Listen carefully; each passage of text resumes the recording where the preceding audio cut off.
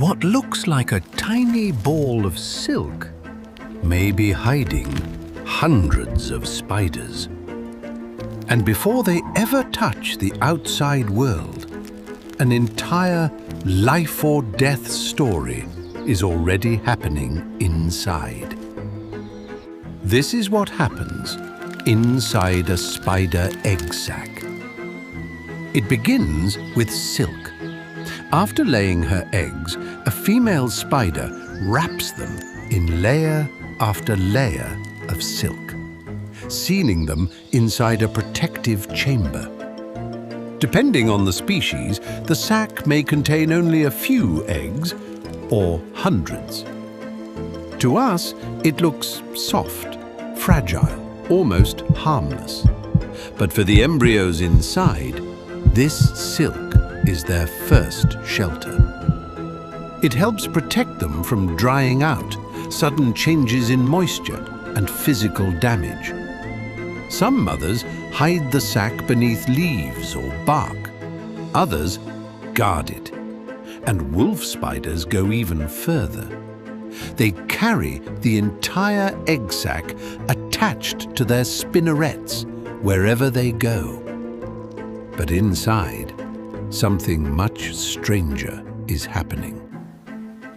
At first, each egg contains a developing embryo, surrounded by the nutrients it needs to grow. Then, the body begins to take shape. A tiny abdomen, a front body, and eventually, 8 folded legs. A spider is being built inside an egg, barely visible without magnification. As development continues, it begins to resemble a miniature version of the animal it will become.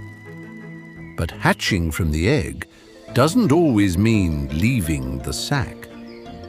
In many spiders, the hatchlings remain safely inside the silk. They are alive, they have legs, but they're still not ready for the outside world. They may undergo their first molt while still inside.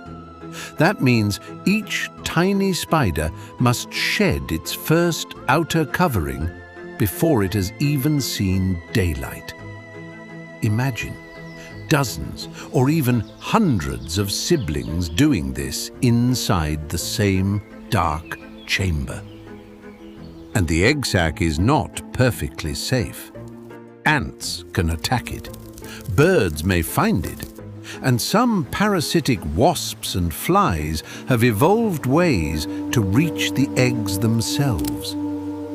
For a spider embryo, that silk wall can be the difference between a nursery and a target. If the sac survives long enough, the spiderlings prepare to leave. In some species, they cut through the silk themselves. A tiny opening appears. Then a leg, another leg. And suddenly, the smooth white sac begins pouring out spiders. At first, many stay together. They may cluster around the remains of the egg sac, still surviving partly on nutrients left from the yolk. But this peaceful family gathering cannot last. Soon, hunger changes everything. Hundreds of young predators cannot remain crowded in the same place. They would compete for the same food, and hungry siblings may even turn on one another. So they disperse. Some simply crawl away. Others climb to a high point, raise their abdomen, and release threads of silk into the air. When the wind catches those threads, the spiderling can be lifted away. This is called ballooning. A creature only millimeters long can leave its birthplace and travel far beyond the web where its mother lived. For some spiders, the mother stays nearby. For others, her job ended when she sealed the sac. And for wolf spiders, the story becomes even stranger.